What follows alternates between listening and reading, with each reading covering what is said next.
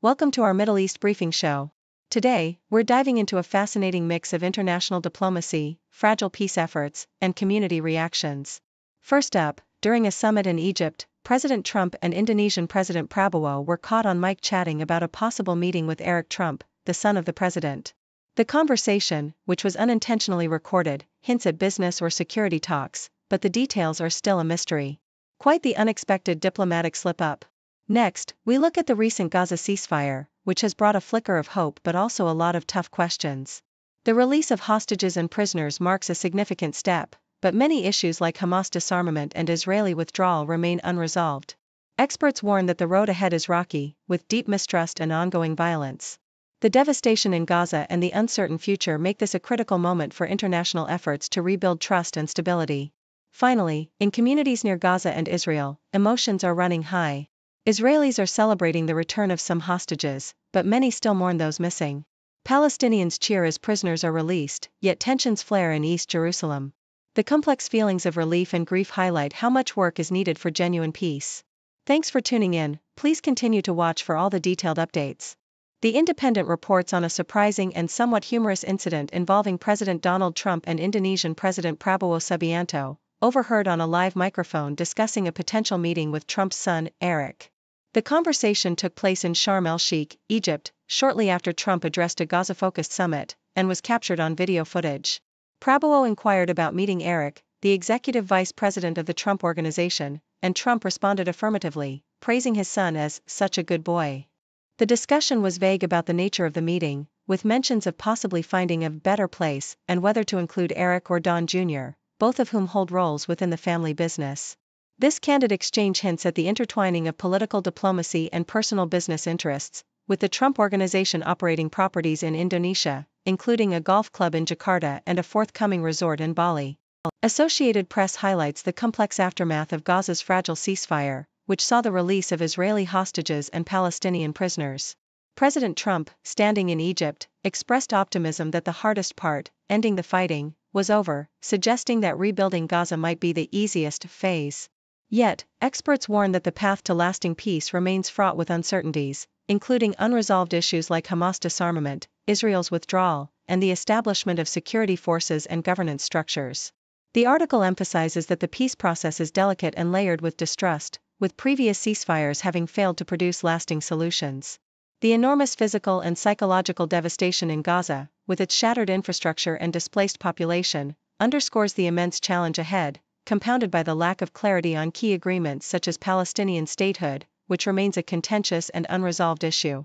The Independent also covers the political fallout surrounding the recent release of Israeli hostages, with Donald Trump Jr. calling out a former White House aide, Alyssa Farah Griffin, for her past promise to wear a MAGA hat if Trump's administration secured the hostages' release. Griffin, now a co-host on The View, praised Trump's role in brokering the ceasefire, calling it a historic, massive diplomatic achievement, despite her previous reservations about negotiating with terrorists.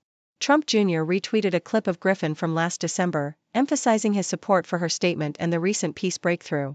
Griffin's remarks reflect a nuanced view of diplomacy, acknowledging the importance of engagement with difficult actors to achieve peace, and highlighting the political significance of the hostage releases and the diplomatic efforts led by Trump and his allies. The story underscores the ongoing political debates and symbolic gestures surrounding the peace process, illustrating how personal and political narratives are intertwined in the aftermath of a tense and complex conflict resolution.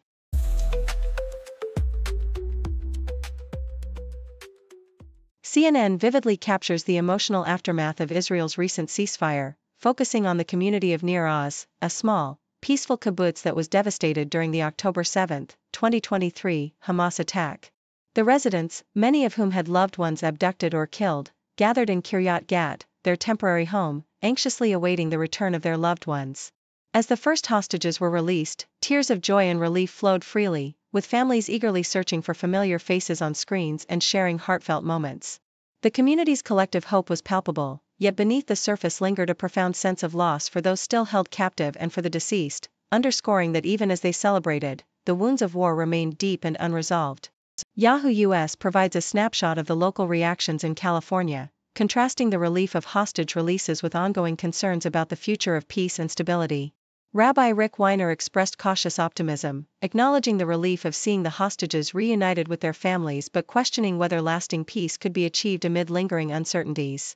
Meanwhile, Layla Darwish, representing Palestinian Voices, emphasized that true resolution requires Palestinian liberation and justice, highlighting that many detainees would return to hardship and loss, still far from a meaningful peace.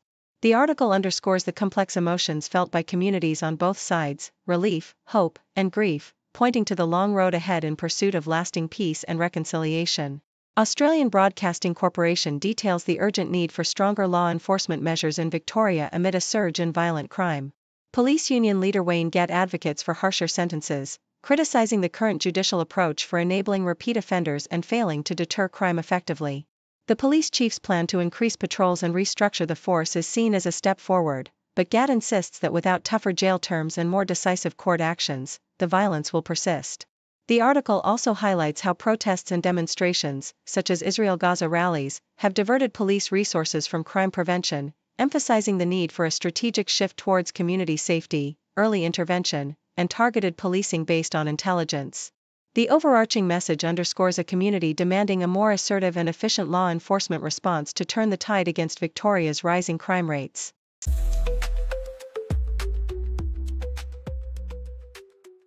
According to Yahoo US, a wave of jubilation swept through the Gaza Strip as thousands gathered around Nasser Hospital in Khan Yunis to celebrate the arrival of Palestinian prisoners released under a US-brokered ceasefire. The scene was filled with emotion as families embraced their loved ones, waving Palestinian flags and holding pictures of relatives. This moment marked the end of a tense period following the release of the last 20 hostages taken by Hamas on October 7, with Israel releasing hundreds of Palestinian prisoners, including minors and bodies of terrorists, as part of the agreement. However, the celebration was marred by violence, with riots erupting in East Jerusalem where police reported Molotov cocktails and stones being thrown, illustrating the fragile and volatile nature of the ceasefire. Meanwhile, Yahoo US reports a contrasting scene of joy and relief in Israel, where families and friends gathered outside the Adath Israel synagogue to celebrate the release of 22-year-old Alon Ohel, a talented pianist and one of the 20 Israeli hostages freed by Hamas.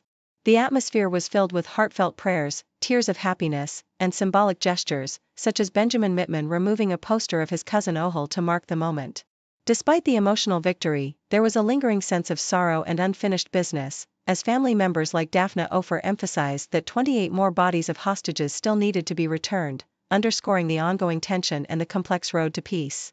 In a different domain, the New York Times, AP, and Newsmax are embroiled in a confrontation with the Pentagon over new press access rules, as reported by AP. These outlets have refused to sign a Department of Defense document that imposes restrictions on journalists' ability to report freely within military facilities, citing concerns that the rules threaten First Amendment rights and could lead to the expulsion of their reporters. The Pentagon's new policies, which demand acknowledgement from journalists and restrict unescorted access, have sparked outrage among media organizations, who argue that these measures amount to censorship and undermine transparency. The controversy underscores the ongoing struggle between government security protocols and the public's right to information, highlighting the broader tensions surrounding military transparency and press freedom.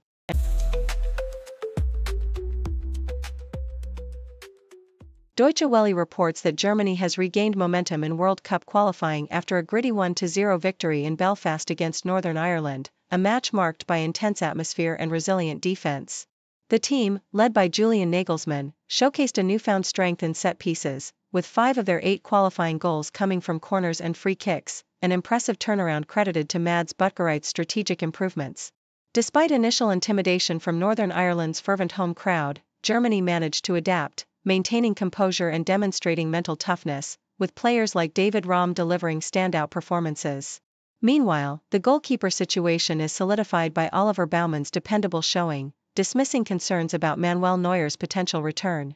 Overall, Germany's ability to handle hostile environments, capitalize on set pieces, and maintain defensive stability signals a promising path toward the 2026 World Cup, emphasizing their growth and resilience on the international stage.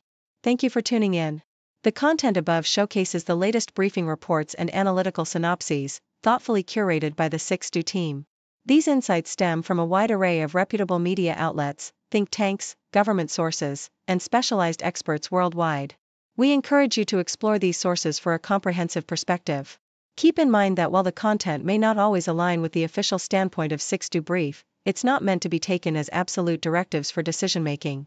Comprising seasoned media professionals, learned scholars, and accomplished scientists, the 6 team embodies a trailblazing, fully independent media entity. To customize 6 Brief to meet your professional needs, you have the option to subscribe to a diverse array of briefings on our website, 6dobrief.com. Regardless of your location, you can conveniently receive 6 Brief via email. Scrolling through the headlines, another crazy day. 6 degrees of stories, connecting in their way. From the weather to the sports, and everything we see. People making news on TV screens for free. 6 degree world, where the news comes in a whirl. Every story ties together like a ribbon in a twirl. Sit back and watch it all, big and small they call. From city lights to countryside, we're connected after all.